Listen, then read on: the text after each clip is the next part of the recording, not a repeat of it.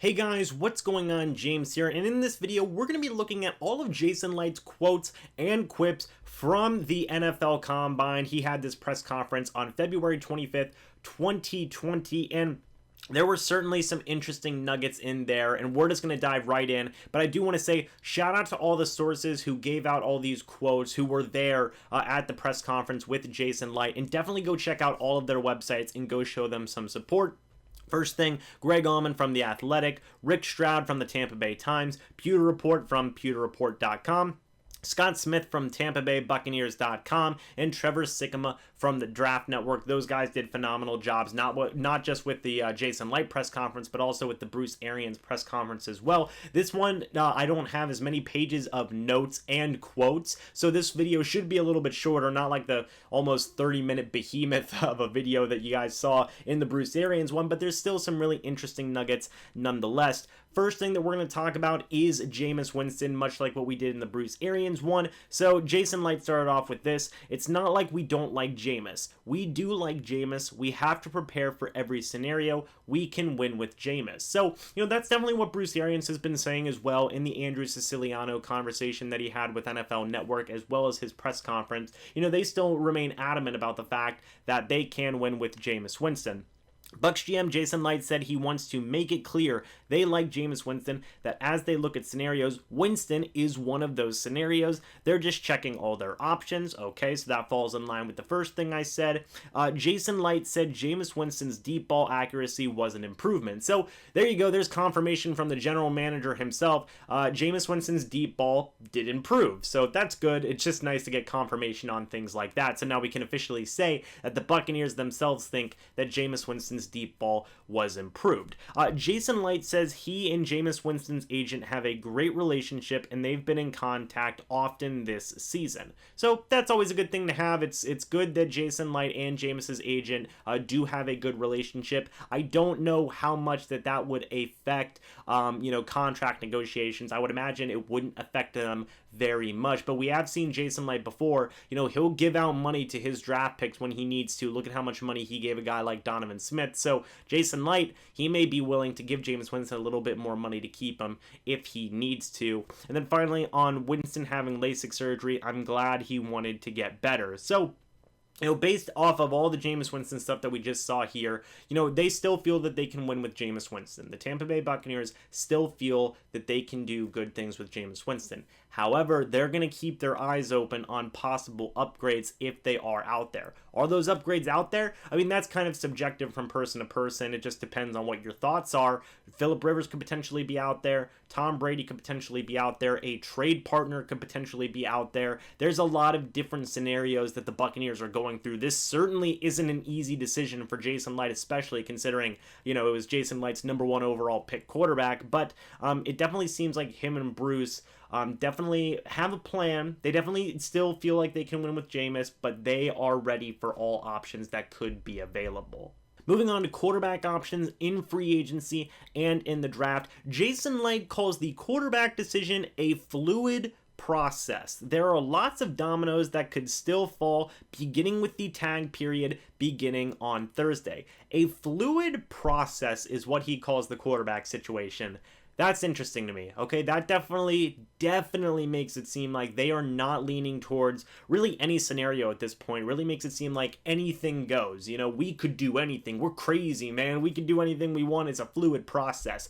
That really makes it seem like that really anything's on the table, which, we've all assumed at this point, but really, that makes it seem like they aren't even really leaning towards re-signing Jameis Winston as much as I've seen some people think. That's just my thought. Calling something a fluid process definitely makes it seem like anything could go. It makes it seem like they aren't necessarily leaning towards one way or another. Jason Licht emphasizes that until the dominoes can fall, they have to be prepared for every scenario. Quarterback, okay, we have heard him say that when talking about the Jameis Winston stuff. Jason Licht, don't think we can take any quarterback in this draft and expect him to step right in. That is an interesting nugget.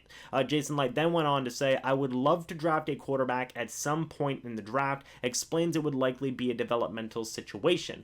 Okay, that's interesting. So the Buccaneers want to draft a quarterback in this draft. Where do they want to draft a quarterback? Not sure, but whoever it is, that they draft at the quarterback position, it's not somebody who they want to be the day one starter for this team. Now, that could mean a lot of things. That could literally mean anything. That means that they could draft somebody in round 1 and have them sit behind a veteran bridge quarterback like a Phillip Rivers, maybe like a Tom Brady.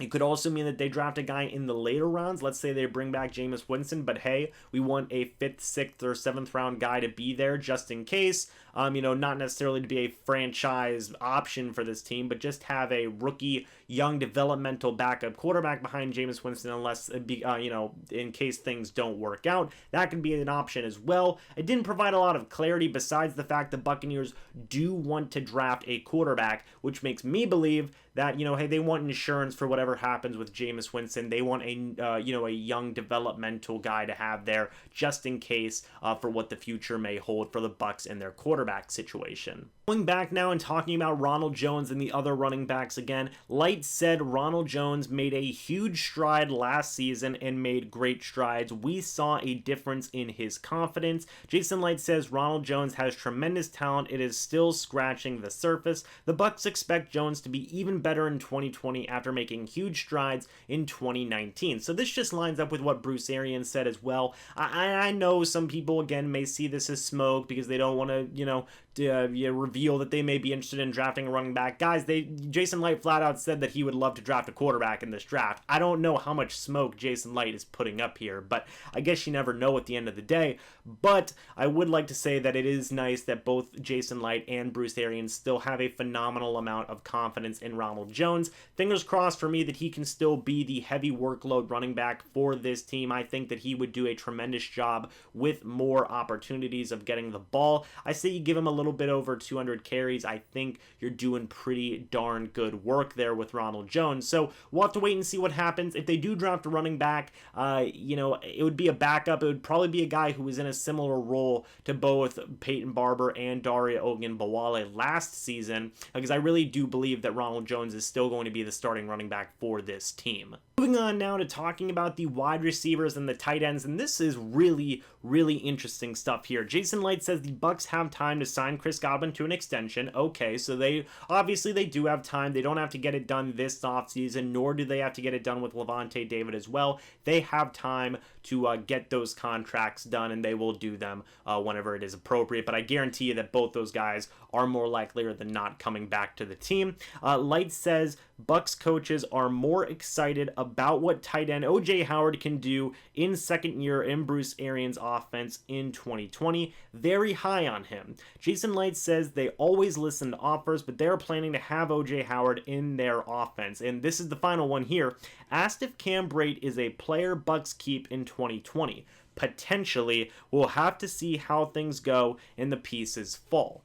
Now, guys, that's interesting to me, okay? That's really, really interesting to me. Now, first things first, I already talked about the Chris Godwin contract extension stuff, but let's talk about this O.J. Howard, Cameron Brate stuff, okay? First things first, Buccaneers more than excited about what O.J. Howard can do in the second year in Bruce Arians' offense in 2020, Jason Licht. He loves O.J. Howard still to this day, and he is very high on him, and he is planning on having O.J. Howard in Bruce Arians' offense come this upcoming season. Cameron Brate, on the other hand, is definitely starting to sound like a guy who could potentially be traded this offseason. We saw the Bruce Arians quote where he mentioned Anthony Auclair is a priority moving forward this offseason in bringing back, and he's one of the best blocking tight ends in the NFL. That was from Bruce Arians in the last video. And in this video, Cameron Brate is a player the Bucs keep in 2020. Jason Licht potentially. We'll have to see how things go and the pieces fall. Those two things connect to me. These three things connect to me, actually. Jason Licht being so high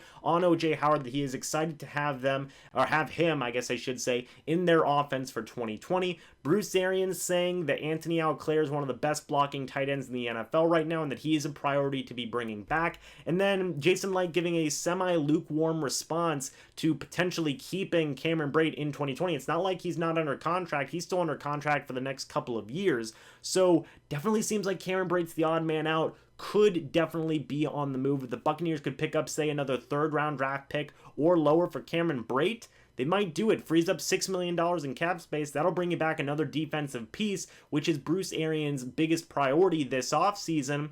We could see a move being made, guys. I'm just saying, could definitely happen. Keep an eye on that before free agency starts, especially. That definitely could be a possibility. In fact, I will almost say that it is almost a given that Cameron Brate could definitely be traded here before March 10th or March 12th. Next thing I want to talk about is the draft process in taking players. Light said there's an urgency now with draft picks, said expectation is to play at a Pro Bowl level in their first game, or otherwise I'm getting shots fired at me. So hey, Jason Light knows, man. He knows that we're all, sometimes taking shots at him for some of his draft picks. So, I imagine every NFL GM feels that way, like, guys, just let me do my job, please. So that's interesting. I don't blame him for feeling that way. Expectations are pretty darn high in today's NFL, so I agree with him on that one. And then finally, Jason Light says that if the team can re-sign their guys, then they have far less needs than in previous years, giving them much more freedom in the draft. So that to me essentially sounds like needs versus luxury, and they kind of had that whenever they made the O.J. Howard pick. That was more of a luxury pick than anything. Same thing can kind of be said in a way with Vita Vea. If they're taking the best player available, this could be a pretty juicy draft for the Tampa Bay Buccaneers in terms of re-signing their defensive guys and then just saying, hey, we got a lot of pieces on offense, we got a lot of pieces on defense, let's just take the best player available. And I know a lot of people would be for that. So definitely keep an eye on who the Buccaneers bring back and where this could affect their needs in the draft versus luxury picks in the draft, because it sounds like Jason Light, he's possibly looking to make some luxury picks. And finally, last thing that's worth mentioning from Jason Light's press conference does have to do with the defensive players as well as some injury updates. Jason Light says they did a good job developing Jamel Dean and Sean Murphy-Bunting. A little weird that he didn't mention Carl Nassib in there, but I guess he's just talking about the, Carlton Davis. But I guess he is just mentioning the two, youngest rookies that were in that cornerback room. But still, he's not wrong. Jamel Dean, Sean Murphy-Bunting, they're future stars for this team. So combine those two guys with Carlton Davis, who is a number one cornerback to me, and you got a really, really amazing cornerback group there. Jason Light says safety Justin Evans is coming along in his rehab, though perhaps a little more slowly than originally expected. Evans might be back on the field by the end of OTAs, but definitely by training camp. Jason Light says the defense this past year was as good as it's been since he joined the Bucs, and says that they could potentially pass good and be great. Okay, so that obviously makes a lot of sense. There was so much confidence in the Buccaneers defense this past season, especially in guys like Shaq Barrett, Carl Nassib had a good year, Jason Pierre-Paul, Devin White, Levant, that front seven, essentially the front seven, and then the second half of the season, that secondary, the whole defense came alive. Was really surprised that Todd Bowles didn't get any head coaching interviews this offseason. I guarantee you he will get some next season if this defense continues to be as good as it's been. So that's pretty exciting.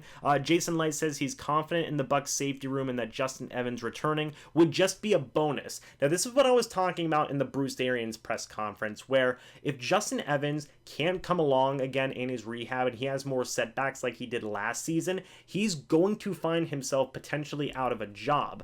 This Buccaneers safety room now has Mike Edwards, Jordan Whitehead, Dakota Dixon, and possibly Andrew Adams if it's re-signed. That's a lot of young, good safeties. Dakota Dixon was almost a starter for the Buccaneers last year if he wouldn't have gotten hurt. So the Buccaneers have options at safety, and it seems like Jason Light and Bruce Arians feel like, hey, if Justin Evans comes back, that's cool, that's a bonus, we'll see what we can do with him, but we like our group of safeties right now, which again doesn't bode well for Justin Evans. Could he maybe get traded? You wouldn't get a lot for him considering how much he's been out with injury, but it seems like Justin Evans, he is going to be coming back with quite a hill to climb in that safety room. And then the final nugget that Jason Light says here about the defensive free agents, and just pretty much to wrap up this whole video, is that Jason Light says that Ndamukong Suh does want to remain with the Bucs, which, makes sense. One of the reasons he came to the Tampa Bay Buccaneers was to be with Todd Bowles, and it makes sense that, he would want to stay with Todd Bowles considering that the Bucs defense had such a pretty darn decent year, especially in run defense. So Ndamukong Suh wanting to come back, that makes sense. A lot of that's going to depend on price, but it seems like the Buccaneers are willing to pay a pretty decent price to bring back Suh to this team. So guys, that's it for this Jason Licht video. I know, way shorter than the Bruce Arians one, right? Pretty much half as long, but didn't have nearly as much in terms of quotes and quips and stuff along those lines and stuff from Twitter and from the news websites and everything. But still, a lot of decent info there nonetheless. What do you guys think about everything that I said in this video about Jameis Winston, the quarterback options, the defensive players, among everything else? Let me know what you guys think down in the comment section below. Thank you so much for watching this video. In the next video, I should have a video talking about the players that the Buccaneers have been meeting with, the draft prospects during the 2020 Combine. I've got a list going. I'm going to print it out, and we should have a video coming out here pretty soon on the channel, probably around the end of this week or this weekend. But guys,